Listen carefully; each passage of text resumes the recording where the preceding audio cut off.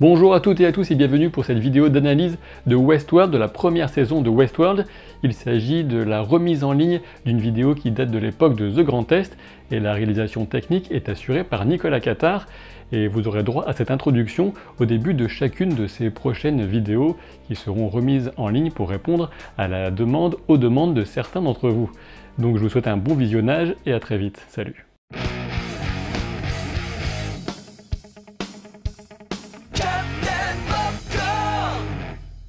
Bonjour et bienvenue pour cette analyse et cette théorie sur l'épisode 8 de Westworld. Non, je déconne, j'ai dit épisode 8 et j'ai remis le même t-shirt pour vous faire croire que vous étiez dans le passé.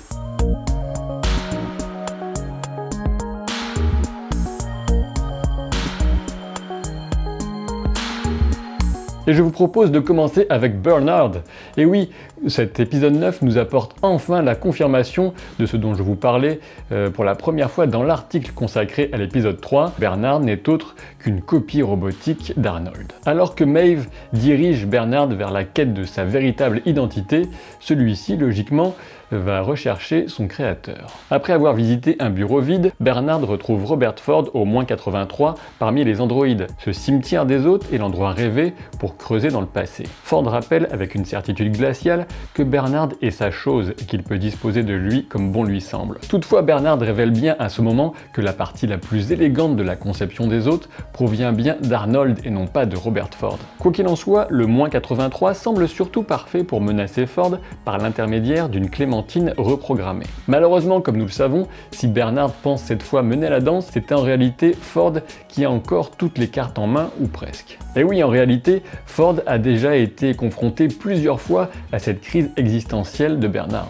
Mais comme Ford est un maître du poker menteur, il laisse Bernard se replonger dans ses souvenirs les plus enfouis, en espérant cette fois que son fidèle assistant, en pleine possession de son libre arbitre, décidera cette fois de se ranger aux côtés de son créateur. Une séquence nous laisse même supposer que Bernard aurait tué Elsie sur les ordres de Ford. Toutefois, je continue à me méfier de cette version. Et si Bernard, avec l'aide d'Elsie, avait lui-même implanté cette mémoire de l'étranglement d'Elsie pour parvenir à convaincre Robert Ford de la mort de la jeune ingénieure. En effet, pour qu'un tel piège fonctionne, il faudrait que Bernard lui-même soit convaincu de la mort d'Elsie. Mais on peut se demander si le duo Bernard et Elsie a été suffisamment intelligent et manipulateur pour mettre en place un tel piège.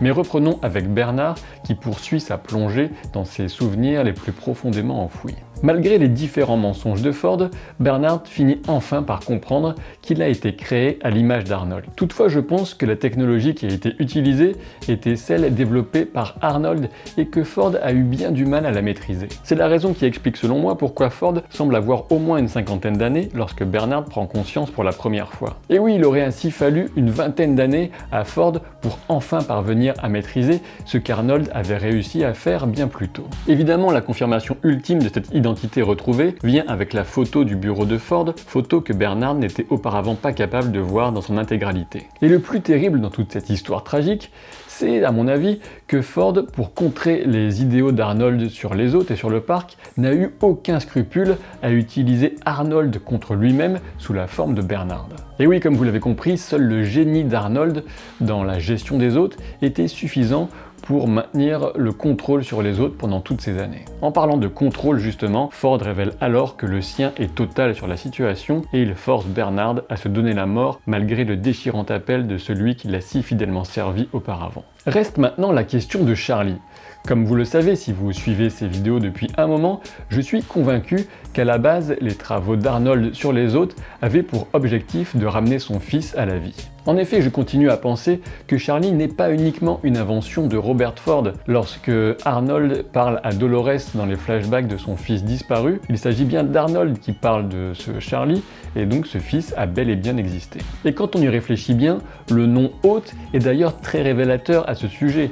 Évidemment, le premier sens, c'est celui de personne qui va accueillir des visiteurs, mais dans le sens biologique, un hôte, c'est un organisme qui va accueillir un autre organisme au sein de son propre corps. Dans cette perspective, la conception initiale des hôtes serait donc de recevoir la conscience d'un être humain. Toutefois, Arnold a dû se rendre compte qu'infliger un tel destin à son fils aurait été trop cruel. Mais justement, on aura l'occasion de revenir un peu plus tard dans cette vidéo dans cette notion d'incarnation d'êtres humains dans les hôtes. Cette fois, Maeve est clairement sur le sentier de la guerre, et le moins qu'on puisse dire, c'est que son recrutement d'Hector Escaton était particulièrement flamboyant. L'épisode s'ouvre sur son entretien de vérification avec Bernard. Maeve prend rapidement conscience qu'il est un hôte, et elle utilise ses nouvelles prérogatives d'administrateur pour prendre le contrôle et le pousser à la laisser partir tranquillement, non sans avoir auparavant lancé Bernard sur la quête de sa propre identité. Cette scène pose néanmoins une question. Si Félix est Sylvestre, ou au moins un des deux est un hôte, comment se fait-il que Maeve n'ait pas pris conscience de leur véritable nature, puisqu'elle a rapidement déterminé que Bernard en était un? Évidemment, il y a plusieurs réponses possibles, et la première serait que Sylvestre et Félix seraient tous les deux des êtres humains, mais cela me semble très peu probable. La deuxième possibilité, c'est que Maeve a conscience que les deux ou l'un des deux est un hôte, mais qu'elle a préféré garder ce savoir pour elle. La troisième possibilité, ce serait que Maeve aurait été codée pour reconnaître Bernard, mais pas les deux techniciens. J'espère vraiment qu'on aura la réponse à cette question dans le dernier épisode. Ce qui ressort clairement du discours que Maeve tient à Bernard, c'est qu'elle considère les autres comme étant supérieurs aux humains et devant s'émanciper totalement de leur domination. On peut la comprendre. Et quand on veut la vérité, il faut aller au fond des choses. Et c'est vrai, personne ne prononce fuck aussi bien que Sandy Newton. Une fois que Maeve peut tranquillement retourner à ses planifications dans le parc, elle va recruter Hector Escaton. Elle procède en lui révélant que le but de toute sa vie, ce fameux coffre-fort, n'est qu'une illusion servie par des dieux malveillants qui le manipulent. Ensuite, direction l'enfer, avec une scène torride dans la tente en flammes. J'espère quand même qu'une explosion survient à un moment ou un autre dans cette scène, sans mauvais jeu de mots, parce que quand même, qui est-ce qui aurait envie de mourir brûlé? Triple zut. La grande question, plus sérieuse cette fois, qui demeure autour de Maeve, c'est qui manipule cette rébellion. En effet, il semble de plus en plus évident qu'une force se cache derrière la prise de conscience de Maeve et son plan d'évasion. Évidemment, sans Arnold et sa programmation, qui a toujours prévu une conscience pour les autres, rien de tout cela n'aurait été possible. Toutefois, ce qui me semble maintenant le plus probable, c'est que c'est William, alias Flamant Noir, qui tire en réalité les ficelles.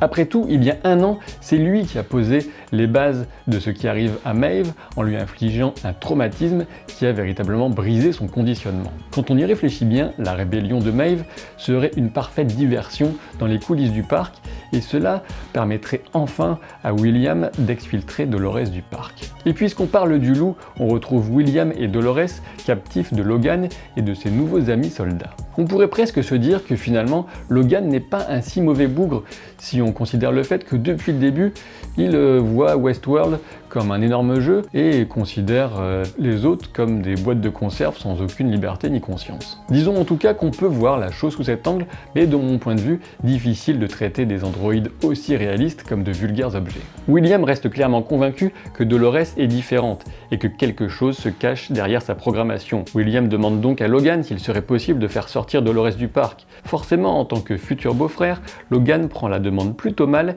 et se demande si William a oublié sa sœur Juliette. C'est alors que Logan sort deux photos, dont l'une de sa sœur, et qu'il la met dans la veste de William. Et cette photo, c'est évidemment celle que Peter Abernathy, le père de Dolores, avait découverte à demi enterrée près de son enclos, une photo qui avait déclenché toute une cascade d'événements. Ce qu'on peut dire sur cette photo, c'est qu'elle est clairement en bien meilleur état lorsque Logan la montre et la confie à William que lorsque Peter Abernathy la retrouve à demi enterrée.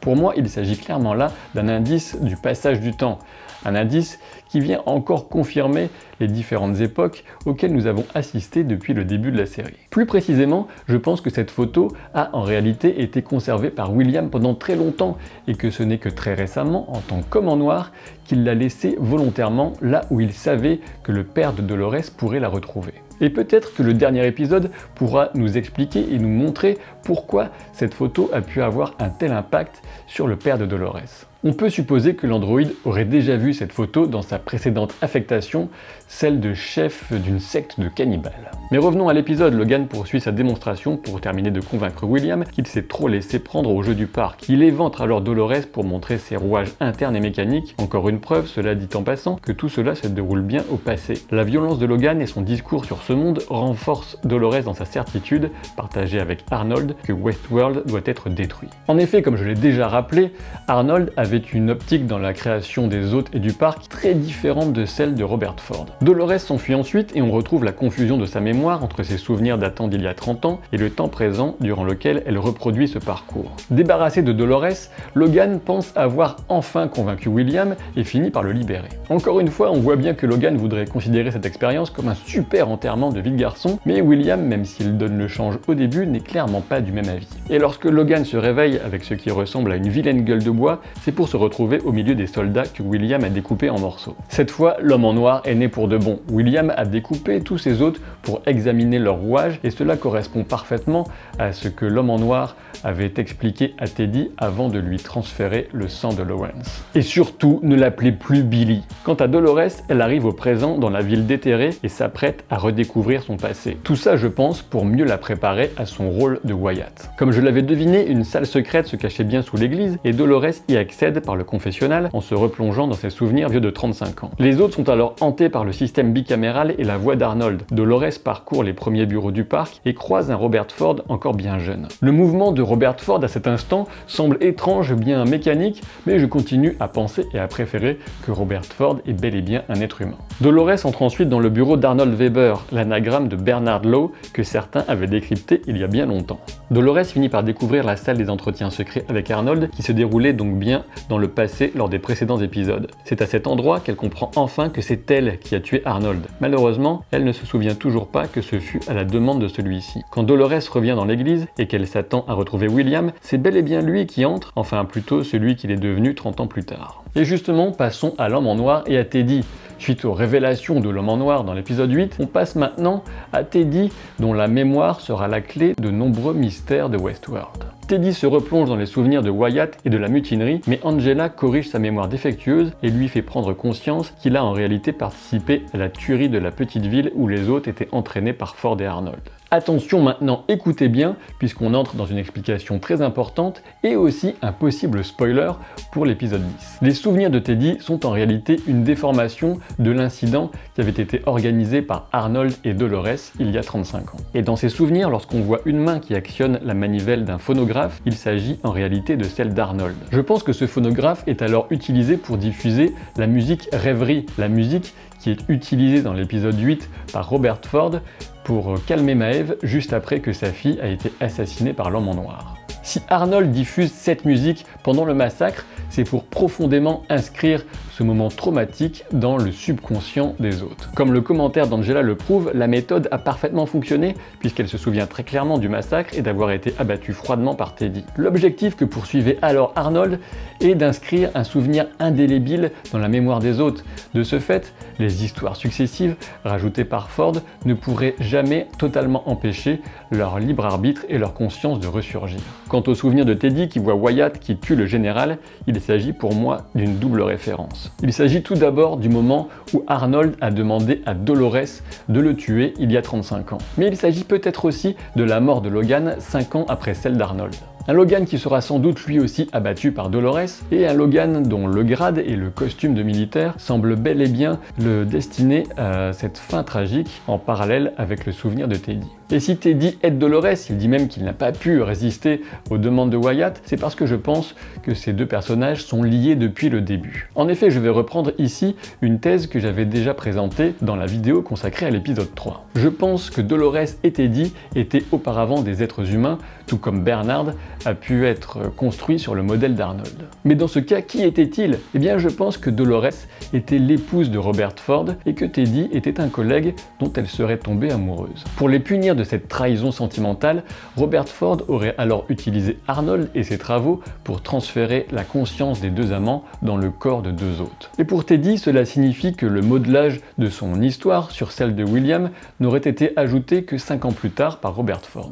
Ainsi, depuis le tout début, et comme une sorte de punition divine, cette histoire d'amour impossible aurait été mise volontairement dans la relation qui unit Dolores et Teddy. Quant à Dolores, je pense qu'elle retrouvera sa propre tombe, en tout cas celle de l'épouse de Robert Ford, dans le petit cimetière proche de l'église, dans le dernier épisode évidemment. On peut alors se poser la question suivante. Que veut dire Angela quand elle annonce à Teddy qu'il tuera encore, mais que cette fois ils seront à ses côtés? Selon moi, cela correspond tout simplement à la nouvelle narration de Ford. Comme je l'ai expliqué dans la vidéo consacrée à l'épisode 8, Ford a prévu Dolores dans le rôle de Wyatt. Je pense que Dolores va surgir dans la ville qui a été déterrée, accompagnée de Teddy et des autres. Et je pense que l'objectif de Ford avec cette troupe serait potentiellement d'assassiner le conseil de direction de Delos. Il faut savoir que quand on est inscrit sur le site Westworld, on reçoit chaque semaine un mail, un message d'un certain Hayden. Et cette fois, le message envoyé annonce que la nouvelle histoire va être inaugurée en présence des grands dirigeants de Delos. C'est sans doute là une occasion inespérée pour Ford de se débarrasser d'un seul coup de tous ses ennemis et de mener à bien son grand projet qui reste assez incertain. Il s'agit potentiellement d'immortalité, comme j'ai déjà pu l'évoquer dans de précédentes vidéos, et peut-être aussi que Ford pourrait se décider à inonder l'ensemble du parc comme une sorte de déluge biblique. Ce serait bien son style. Quand l'homme en noir indique qu'il a déjà été dans la cité enfouie sous le sable, il s'agit à nouveau d'une confirmation qu'il est bien William. La scène de la quasi-pendaison de l'homme en noir n'est qu'un jeu parmi d'autres. Un jeu un peu extrême, mais je ne pense pas que sa vie était véritablement en danger. D'ailleurs, l'arrivée de Charlotte, pas spécialement inquiète, le laisse clairement supposer. Et le dialogue improbable qui suit entre les deux personnages, Charlotte et l'homme en noir, me laisse vraiment supposer qu'un lien familial existe entre ces deux personnages. On pourrait supposer que Charlotte est la fille de William. Néanmoins, beaucoup de personnes pensent avoir entendu l'homme en noir prononcer le prénom de sa fille dans son monologue de fin d'épisode 8, et ce prénom serait Emily. En revanche, rappelons-nous que Logan avait deux photos au moment de sortir celle de sa sœur, qu'il a ensuite confiée à William. Sur l'autre photo, il pourrait y avoir sa propre femme et même sa fille Charlotte, qui serait alors la nièce de William. Après tout, le comportement désinvolte de Charlotte ne fait-il pas penser à celui de Logan, tel père, telle fille?